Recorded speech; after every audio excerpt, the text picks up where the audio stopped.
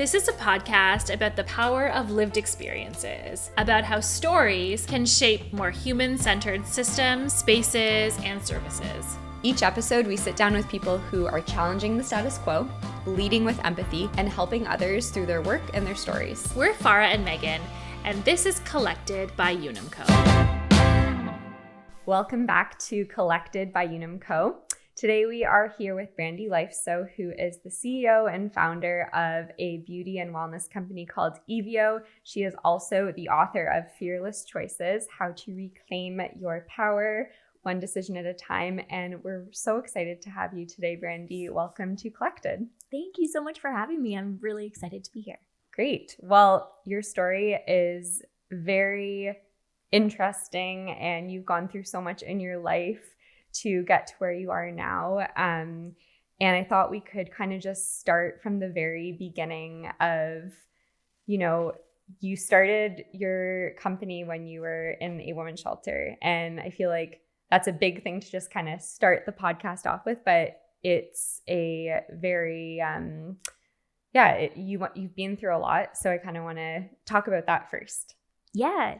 So, I mean, it's what everybody, whenever they hear about Evio, it's always, they want to talk about this story because it's something that's so different from what you traditionally hear when someone starts a company. Mm-hmm. Usually there's a lot more thought to it than just like, I need to eat or I need to get through the day or I need to escape and distract myself. Mm-hmm. But when I started Evio, I was living in a safe house women's shelter in Vancouver. And I lived there with 29 other women that were also escaping human trafficking and domestic violence like I was. And while I was there, I just wanted to escape. Mm-hmm. And so I did what a lot of us do when we want to be anywhere but in our own lives. We scroll. And so I watched a lot of YouTube videos and I watched a lot of makeup tutorials on YouTube. And while I was watching a Michelle Phan video, I was obsessed with her at the time. And while I was watching one of her videos, I got an ad for Photoshop. And it was a Photoshop course, but I couldn't afford the Photoshop course. I had $15 and 2 changes of clothes and my laptop, and that's all I left my home with at the time. So I instead downloaded a bootlegged version from Pirate Bay, if you remember Pirate Bay, and you're like, please don't give me a virus. I know. Or arrest me. Or arrest me, exactly. Yeah. So with my bootlegged version, I then went back to YouTube and I started watching videos on how to mock up products and how to create a fake company essentially with Photoshop, with my Pirate Bay Photoshop. Yeah. And then I don't know, I got courage or I got totally insane. I don't know what it was, but I decided to take the fake catalog around to local boutiques and pre-sold them this made up company and this made up product. And that's how I started the company originally. But it wasn't like, would you use the word fake? Because yes, it wasn't around yet, but your intention was that you were going to grow this company, right? Yeah. I mean, it's so hard to say. In retrospect, I can tell you what I'm like, what I project my intentions were in the time. Mm-hmm. But honestly, I was in such survival mode. I don't know what I was thinking. Yeah. And nowadays people will call it like market research to take around like mock-ups. Absolutely. But back then I feel like taking around a like fake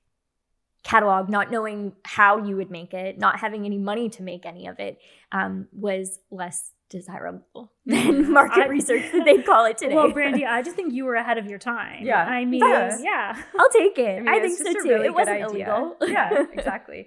But I think that what I want to understand, I guess, is how you found the courage to do this, I think it's so inspiring that you were in this space and you were going through a time in your life that was really hard, that most people don't go through. And you just found the courage to, I need to get my feet on the ground and start something. Like, how did you find that courage? I think that it's easy to call it like fearless or courage now, but it wasn't really courage. It was, and it wasn't fearless by any means. It was just a distraction. Mm-hmm. It was just, I need to have some kind of purpose or something to do to get myself even out of bed, to get myself to even function or communicate with anyone outside of talking to myself in my head or spiraling in the experience that I was actually having. And then I think, it's called Courage or Fearless now because it worked out. Right. But it was really messy in the time. And it was really just putting one foot in front of the other for some purpose and to be like, there's got to be more than this. Mm-hmm. Yeah. Well, I think it's amazing that you could do that though, because I can imagine like even when you're having a really bad day, it's hard to just find the mindset to put one foot in front of the other. But when you're going through such a hard time like you did, to be able to do that, I think is so commendable. And what you felt now is incredible. I also feel like I'll add to that like it's so much easier, I find, in my life now. Like I find it harder now than I did back then in the shelter to like get motivated, because when you're in a situation like living in a shelter in some place you don't want to be, you're like, I have nothing to lose. I will do anything to get out of the situation. Yeah, there's only upside. It's so much easier to find that ambition and to find, for myself at least, to have found that ambition, to have found that motivation, because I was like, I want the hell out of here. Right. Whereas now it's like, okay, I have food in my belly, food in the fridge, 2 amazing dogs, a husband, a nice roof over my head, cozy home. It's so much harder to get motivated. I'm like, I'll just watch a movie tonight. But when you're in a situation where you're like, life can't get much worse than this, you'll find a way. Yeah, like it's a lot easier. I find it takes more courage now to like motivate than it did then. Yeah. Also, you're 21, like, you know. Yeah, and you're 21. Yeah. So Brandi, you pre-sell this product. Like what happens next? It gets very messy. So what happens next is I pre-sell the product. So I'm like, okay, I need to find a way to make this product now. What was the product? So first off, it was lip glosses. Okay. And so I had all these different colors of lip glosses named after women who inspired me, which is so much more common now. But back then it was not that common at all. And so, it was all these, there was the Susan lip gloss, the Lisa lip gloss, the Val lip gloss, the Maple lip gloss. And I made these pre-sales, and then I was like, okay, I need to find a way to actually bring it to their shelf. It really was like one step at a time. I hadn't even thought that process through yet. And then I just went back to my computer and went back to Google and went back to YouTube and was like, okay, how do I make lip gloss? Where are there lip gloss manufacturers? And then I learned about white label. So white label being that there are manufacturing companies that create just bulk products and sell it to multiple brands that then put their own logo on it. Right. And so when I started, I just white labeled because that meant that there weren't any minimum order quantities. The cost was a lot lower. The little bit of money from the deposits that I took from these pre-sales, I was able to get the product to put onto their shelves. Wow. And then it got messy, which you can read about in your book because I have. Yes. And you've definitely gone through a lot of renditions of the product, but because it didn't start out as Evio Beauty. No. So I guess we can fast forward a bit through all of that messiness. When did it become Evio? Yeah, so it was originally Karma Face Cosmetics because I felt if I just stay focused on something good, karma will take care of everyone and everything else. And that was also one of those things, like I could have gone, and my personality could go in both directions. I could have spiraled in just, why is this happening? And that my personality could definitely go down that road, or I could just focus and fixate on something else, which became Karma Face. And so it was Karma Face with the lip glosses that I pitched to everybody. And then my ex had trademarked Karma Face Cosmetics while he was awaiting his trial, and then sent cease and desist to every single boutique that made pre-sales with us, every single manufacturer, everybody threatening to sue them as well. All the product then had to come off the shelves. And a friend of mine, her middle name's Evelyn, my middle name's Iona. She was a huge part in keeping me going and being a great friend, and became a business partner at the time. And so then it became Evelyn Iona. And then her and I didn't work out as business partners. I think my unknown ambition at the time, just what I had envisioned and what she had envisioned, were two very, very different things of what we were building and how we were scaling. And so then she ended up going, but we kept the Evelyn Iona name, and it was just me, kept moving things forward. And then when we went through our first raise, right after we took on capital from Aurora Cannabis is when we were like, hey, no one can pronounce Evelyn Iona. There's something here. Like, investors have come to us. We have capital. We have a board of directors now. We're a real business. And we shortened it to Evio. I like that. Wow. And it's cool that it still stands for the original name. Yeah.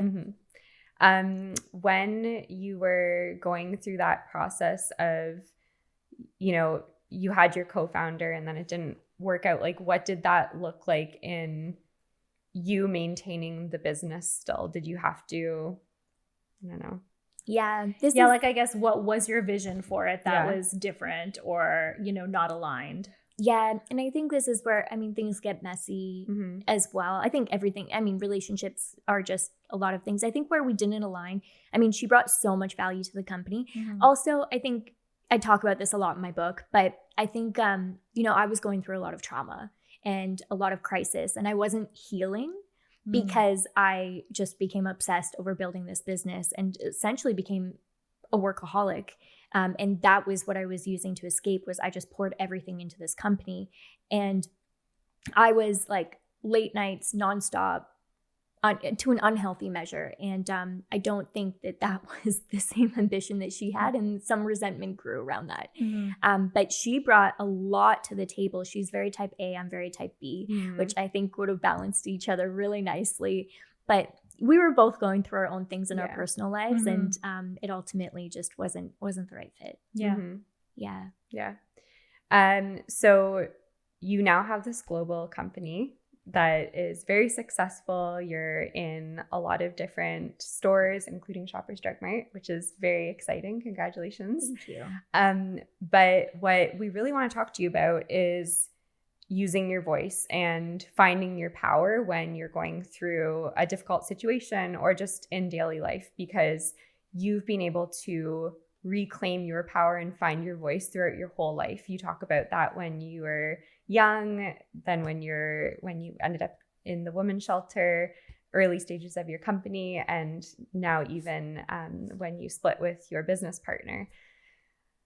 Where can people start to use their voice or to find their voice? And we want to have this conversation because a lot of the work we do is in healthcare and talking to patients and with patients or people that are navigating the healthcare system, and they're really unsure of how to best advocate for themselves or use their voice. So when we found out about this book, we're like, this is very applicable to people that are also navigating the healthcare journey. So anyway, my question, I guess I asked already and then I rambled, is how do you first find that voice if you're in like a really hard spot? Yeah, that's a great question. Also, for me to go in, just to touch on something else that you mentioned is I never made that correlation between like the healthcare aspect and finding your voice. But as somebody who, I mean, stress and trauma is the leading cause of disease. And I have not been without my fair share of health challenges, especially like as of actually in the last like year and a half, 2 years.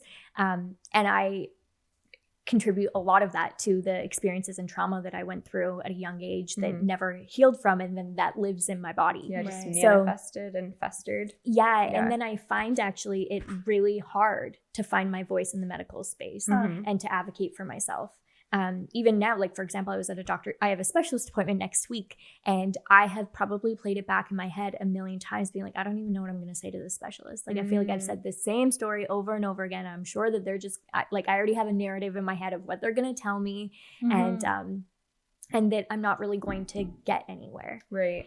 Because that's been experienced in the past in the medical space. And then when I have a business to run and a life to live, I'm like, okay, if I can keep these symptoms or this experience that I'm having with my health at bay enough to get by, it's the thing that falls, and I just don't advocate for it nearly the same way as I would advocate for my business. Right. And also I think women do this too. It's so much easier to advocate for my best friend or for my husband than it is for myself. Yeah.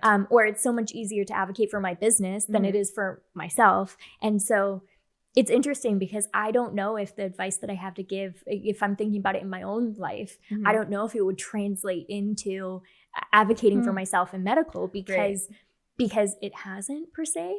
Whereas maybe what I do and how I found my voice and like the first step that I take in the experiences that I've had is almost departmentalizing and convincing myself that it's bigger than me.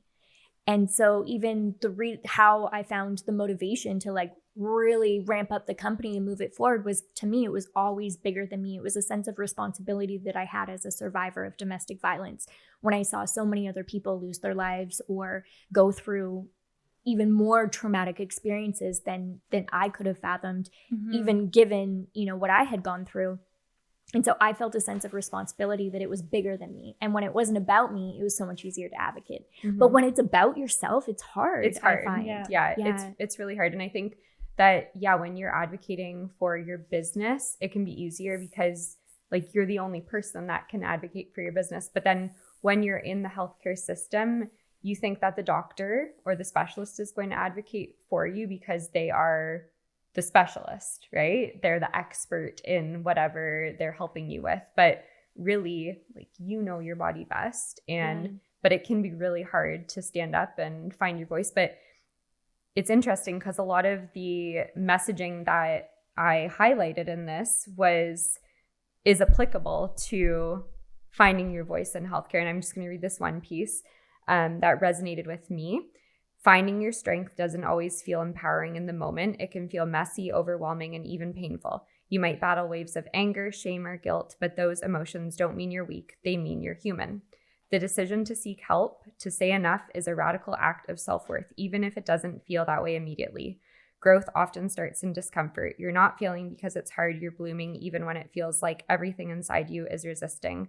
And to me, that I was really able to resonate with that because I had an eating disorder growing up, and it took a lot of courage to just use my voice and share that this is what I was going through, and then to find help. But then on the other side, with my Crohn's diagnosis, like, I could have just been given this diagnosis and just kind of, wiped my hands and listened to what the doctors were telling me to do. But I was like, I need to find other people that are going through this. I need to be vulnerable. I need to use my voice and advocate for myself. So this paragraph was really impactful for me to read, to be like, it doesn't just relate to what you're talking about in the struggles that you went through. It can relate to patients and people that are going through healthcare. That makes a lot of sense. Yeah. Like, I see the similarities between the two. And I wonder too, I'm so curious to hear about your experience and why those two experiences were different for you, as opposed to like your diagnosis with Crohn's and then the eating disorder. Was one, you said like you could just take the diagnosis, and then the other one felt like you really needed to find your voice in it. Do you feel like one, I'm maybe projecting a little bit from my own experiences within this, and like connecting all of the dots here as well for myself. Yeah. That was one, did it feel more like physical, where it's like, okay, this is like, okay, yes, it showed up on a test and this and this and this. Whereas the other one, it's a human experience from the perspective of it involves like emotions, it involves mental health, it involves physical health, and it's something that doesn't necessarily show up on a test that you can check. Exactly. It's not a like you said, you can't go into the body and say, oh, you have anorexia. Like, I had to come out and physically be like, I think I have anorexia. And I had to go to the social worker on campus, and then she referred me to the physician. And then that's when they were like, yeah, you have all of the, not that we're looking for a label, but like, yes, you do have an eating disorder. You do need help. And then it was like finding the courage to tell my parents and my sister. And like, that just took so much effort. Whereas Crohn's, it's like, here's the colonoscopy, here are the results. And there's no stigma. Well, there's the stigma with like poo and having to use the bathroom and it being a digestive disease. But there's not the stigma of like, well, why are you starving yourself? Yeah. That's more than that. But yeah, I just found that finding your strength isn't easy, but it's empowering. And once you do find your voice to like come out with something and be vulnerable and share your experience, you grow from it. And you obviously have grown from it. And I wanted to share that. And in this book, you kind of start with that and you share your story, and then you give a framework for people to find their voice, and you give exercises, and it's a mindset shift. Absolutely. And I think that something that people confuse of as well is that they think if they do it once, the mind shifts. Yeah. And then the shift continues, but it isn't. It's like a muscle. Yeah, you have to practice. Yeah, I find that even a lot of the exercises that I put within the book, I have to go back to constantly in different phases of my life, or different phases of my business, or different phases of my marriage, or different phases of wherever I'm at in my own personal relationship with myself, to go back to kind of the basics of how to navigate life. Yeah, in a meaningful way, not just in autopilot. Right. Yeah, I guess because it's a muscle, and if you don't use it, you know, you're not going to continue with the mindset, and sometimes you might feel like you're like failing or whatever. And you talk about that too a lot, about how like it's good to fail and it's important to fail because you grow from that. And I was wondering if you could talk a little bit more about failure and what that looks like, and what your mindset around failure is like. Yeah. I'm also like, my brain is going a million miles a minute right now because I'm connecting so many other parts of the book to like the medical experience from this conversation that we're having right now as well. Well, it'd be interesting for you to go through. For you to go through the exercises with like a patient lens. Absolutely. Yeah, that could be cool. It's so fascinating because I've heard from so many different people now who have read the book from different lenses. And I'm like, I would have never, that's awesome. That thought never crossed my mind. Yeah. And now it has me like reevaluating all of my narratives and experiences in different lenses as well, which that's super cool. I find to be so rewarding. Yeah, totally. So thank you for this whole experience. So the question on failure is, I think that it's been a blessing and a curse that I didn't go through the traditional school system, because I think in the traditional school system, like we talk about shame, nobody wants to have a giant F on their paper and have to bring it home and get it signed. Right. There's so much shame attached to that, and you don't want to feel like you're incompetent or less intelligent than your peers, and also the peer shame and all of those. I didn't go through any of that. So I think that really colors my relationship with failure, because I am so willing to try anything, and I don't have that inherent kind of thought that failure is bad. To me, it's just data. I like that. And you try something, you collect data from it, and you keep trying. You try something, like you get to choose if you fail or not. And to me, that's so empowering, because the only time that you fail is when you're like, I'm not going to do this anymore. Right. And I'm not going to wait long enough for the data to teach me what it needs to for me to succeed. That's a choice. And so to me, it's actually really empowering to know that to some degree, not everything's going to work out. It's not meant to work out. It's meant to be data. And then that data allows you to continue to grow and change. And the only time that you're actually going to fail on the quote unquote like definition of failure is when you choose to just stop processing that data. And I think that's pretty empowering. Yeah. It also feels like throughout your journey, Brandi, you have this like inherent sense of accountability like to yourself. And I think a lot of what you were talking about when you talk about failure is like almost to this like performative, you know, the performative nature of like, well, I need to get like the grades to show somebody that I'm, you know, valuable, or that I'm worth it, or that I can do something. And I think what's been clear through your journey is you've been that for yourself.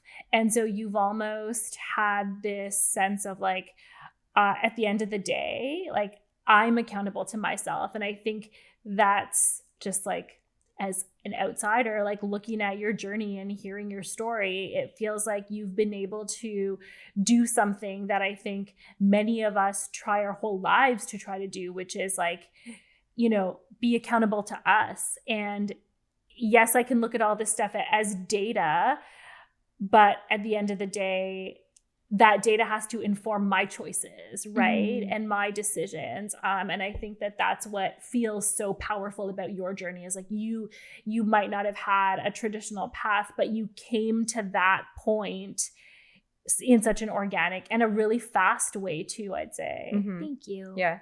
And I love how you say that it's not something to avoid. You say failure isn't something to avoid. It's something to get familiar with. And I think that like failure has such a negative connotation with it, but you kind of flip the script here with it. Yeah, even the exercise that we ended up putting in the book is a failure party. Yeah, I love that. Yeah, and I actually saw, we haven't done this yet, and maybe we will at some point, but I really want to actually host like a whole community failure party, and I want it to be a silent disco where like we all write down on like a sash what our biggest failure was. Sign me up. And then we just put on like silent disco so you can change the channel to whatever like your vibe is, and you just like celebrate the fact that that failure gave you data and it pushes you forward, just like in advocacy for your health. Like okay, you've asked for a test to be done, the doctor says no, that could be seen as a quote unquote failure because you didn't get what you wanted, but you continue to push and you say, okay, I'll go ask somebody else for that test until you get it. And it's, I just love that. There's so many one-liners in here that I'm like, oh, this is a good aha moment type thing. Sorry, my brain is still like processing because I'm going through so many health things right now, and I never looked at my journey relating it to the experiences I'm having in healthcare at all. So this is like really blowing my mind, and these are things I haven't shared publicly, but like I'm a pretty open person when I'm actually pretty private, but I'm open when there's an opportunity for me to like learn or other people learn from it, and I feel like I'm learning so much right now, and it's like shifting the gear for me in my experience. So I'm going to be like really open about this, but my husband and I have been trying to have a baby, and we have had miscarriages. And so this last miscarriage that I had, right after the miscarriage, I ended up getting PMDD. And that has been such a challenging experience because I went to the doctor, and exactly what you're saying now. I did so much research online, and I knew going into it, I'm like, this is what I have. This is exactly what I'm experiencing. And I track like my luteal phase. Like I know what's going on. I track all of these things to a T. And I'm the type of person that like is very in tune with what's happening in my life and in my body.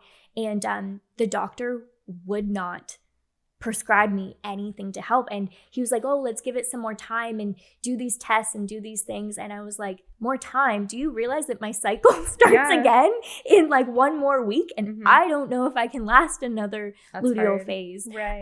And it was, I don't want to make it like a sexist thing, but it was a man who's never gone through a cycle before. And I was like, I don't think you understand. And PMDD is like a more recent revelation, right? And for those of you who are listening, it's like a step above PMS. What does it stand for? Premenstrual dysmorphic disorder. Yeah. So it's like really intense. Like suicidal thoughts. Every month since the miscarriage, I have asked my husband for a divorce, and I've meant it. Like I have been in a bad place, and I started to realize the pattern is it's like during that luteal week, like I don't even like myself. Like it was that's so hard. a horrible experience. And then meanwhile, stress comes up with work or other things like that. And it really came to a point where I was just like, and I remember coming home from a doctor's appointment and I was crying to my husband, and I was like, I swear if you came with me, I don't think the man would have responded that way. And so I made my husband come to the next appointment with me, and I got what I needed. Interesting. Yeah. I'm sorry that you're going through that. That's no, awful. I got what I needed. And okay, I'm in a good. good place. I'm in That's a good good. place now. Yeah. But and that also tied with, I know a lot of other people experience it, because almost any time I bring it up, someone else mentions, I had a miscarriage too, or we went through this infertility experience, or and that's another area within the healthcare space too that I find like you have to advocate so much for yourself, and it's confusing, and it can be all consuming is like the fertility space as well. And then there's some it's odd because I don't feel like I should feel this way, like the shame or stigma. And again, I'm relating all of this back to like my experiences that I didn't really, take my own advice into play within the medical space and the experiences I'm having there. But it makes you feel like something's wrong with you. Yeah. Mm-hmm. Yeah. Like, and it's a topic that you don't want to talk about because there is that stigma in society. But anytime I bring it up to another woman, they're like, I went through the exact same thing. And you're like, this is what is sisterhood? Why this is people talking about it. Yeah. I know it's definitely not easy. And you go through school or not go through school, but growing up thinking like, oh yeah, pregnancy is a very easy thing and it happens if you have sex. No, it's not that easy. Yeah, there's a lot of advocacy. And even the other day I had lunch with a friend and she was telling me that her sister just had a baby and she was telling me about her birthing experience. And I was like, oh my gosh, this sounds so unpleasant. And she was telling me like the challenge in advocating for her health during that labor experience as well.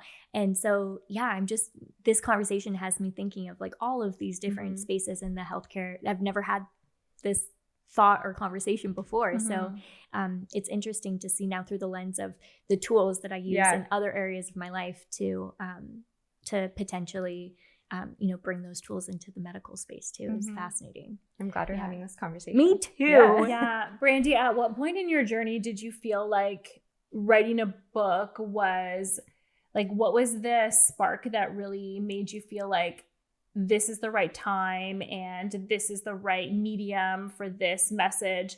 And I guess because it feels like you have this really incredible ability to self-reflect on kind of what you've been through. And I'm curious about like how you connected the dots so quickly for yourself and like what led to this.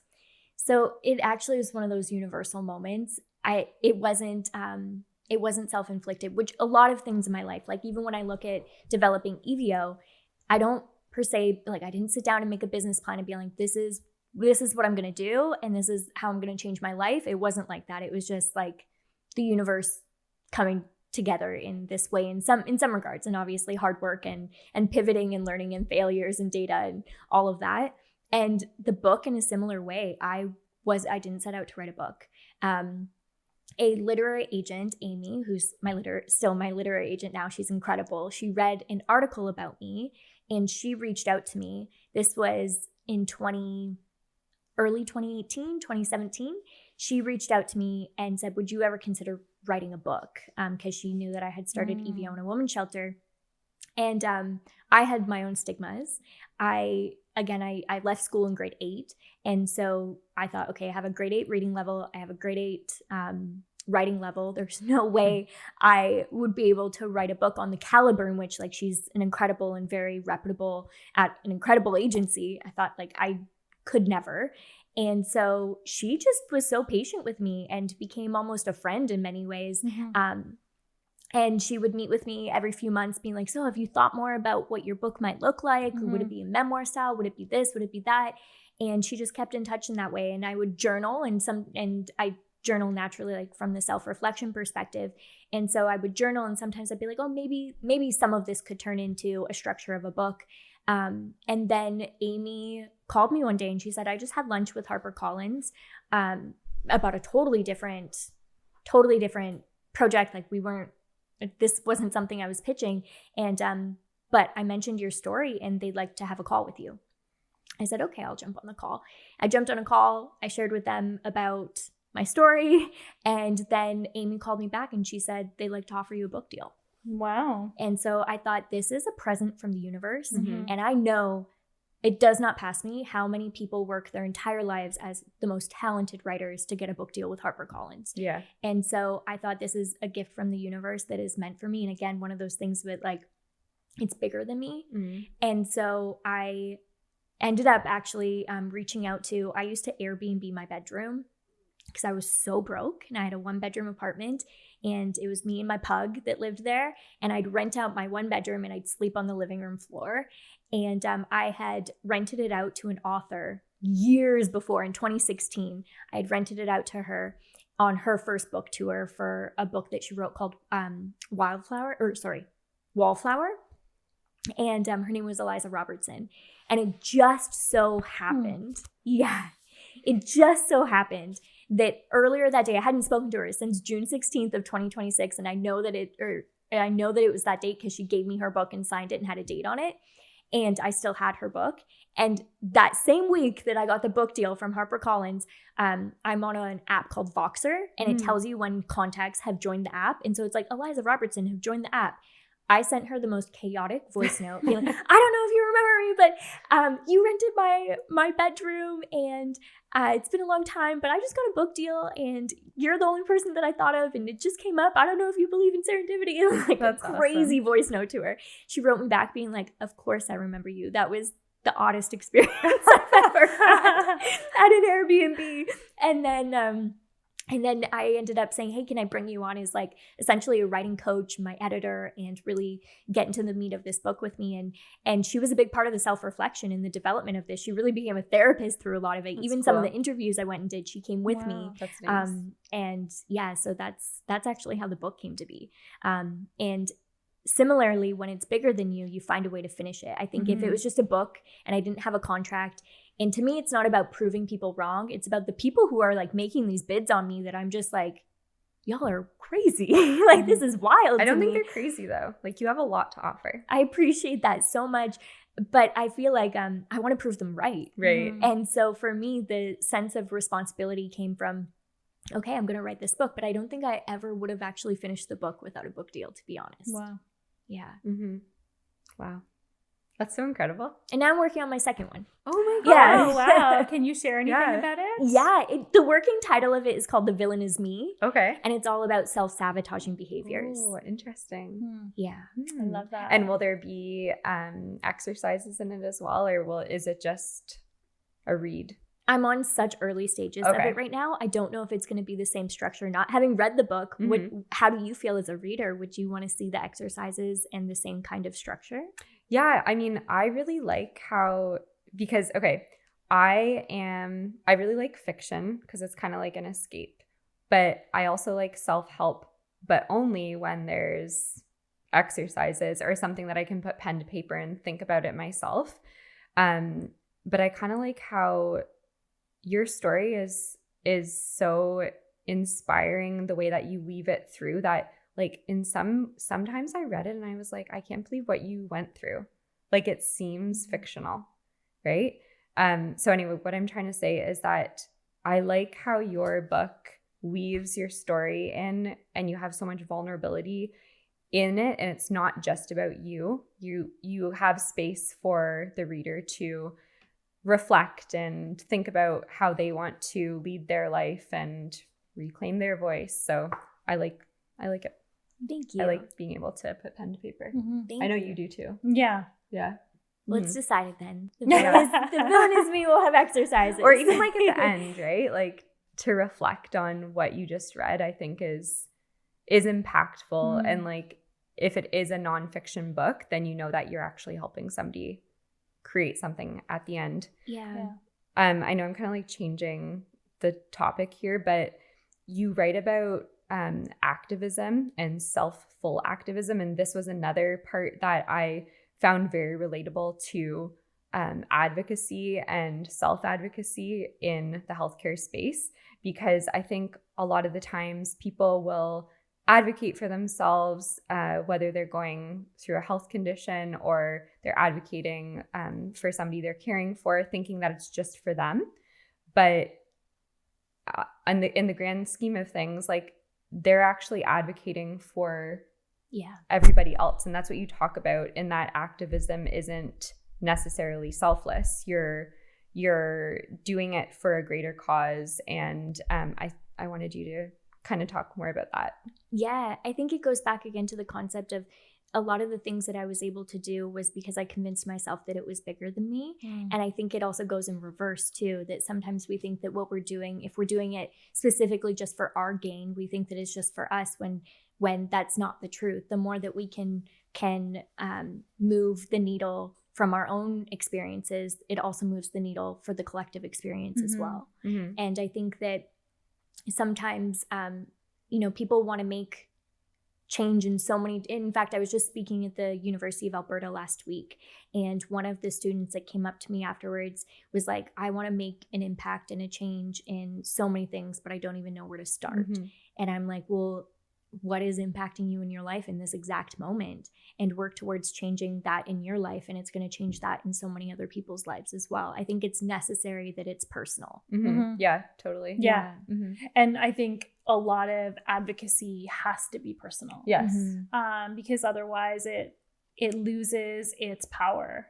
Yeah. Exactly. I find that also from the domestic violence perspective, which is where a lot of my advocacy work lies. And I think that I don't think that you can advocate for it effectively without having experienced That's it. right. Yeah. Because of just how the nuance aspect of how dangerous also the nuance aspect of all of it is. Right. I just don't think that you can be an effective activist for something that you haven't personally experienced, whether it's even at an arm's length or internally. And it's kind of, it's a little bit sad to think of it that way, because you're like, man, I've already gone through so much and now I have to carry the burden of that responsibility of being an activist around it too. But I try to flip the switch for myself and not see it as like a burden, but see it as like a blessing. Yeah. That I have had these experiences because I now can be the potential of change. Right. And so I think that activism, it isn't selfish, but it also needs to be. Yeah. Right. Yeah. Yeah. And your experience in advocacy is your expertise. And so that almost has to be like the foundation for change. Exactly. Yeah. Yeah. The title, Fearless Choices, do you still make them? Do you find that you still make fearless choices, or has there been one recently that scared you? There has been no fearless choices ever, and that's the irony of the title of the book. Because no choice is ever fearless until it works out, then someone prescribes it to be fearless. Right. But it never was. Yeah. And the ironic thing about that is I also, I don't know if I'm allowed to like share all these secrets about like the whole book deal process or anything, but honestly, HarperCollins is so incredible. And I've been so grateful for the whole experience with their team, but I didn't name the book.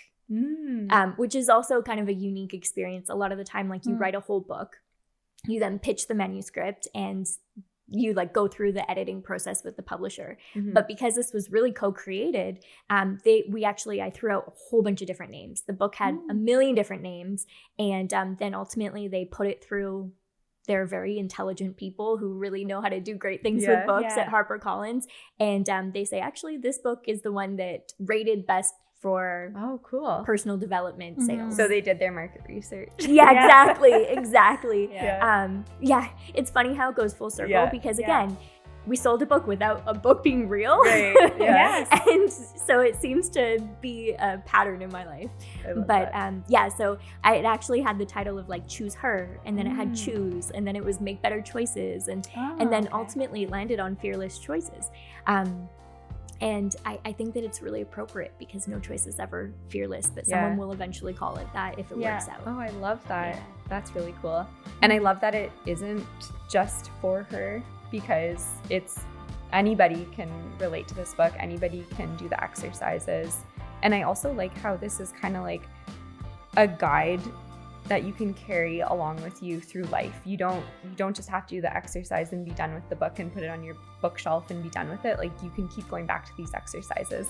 And that's kind of why I didn't want to write in pen in the book, because I'm like, I want to go back and do the exercises without having other scenarios influence the next one that I'm going to go through. Oh, I love that. So like having a journal to do the exercises with. I love that you say that, because even as the person who wrote the exercises and who has used those exercises in the past to get through scenarios and to move my life in the direction that I want to, I still even now go back to each of those exercises when I'm going through a different experience in my life. Like I just had a colossal failure on something, and I had to remind myself, like, this is just data. Don't choose to fail right now. Just keep moving forward. And I had to bring myself back to being like, all right, we're going to celebrate this moment. Yeah, I love it. Yeah. That's so good. I have to say some of my shareholders were like, this is not a moment for celebration. But it's, you know, what's the alternative? Yeah. Yeah. Well, this has been such an incredible conversation. I feel like we could chat for much longer. You have so much wisdom to share and so many great, insightful stories that can help other people.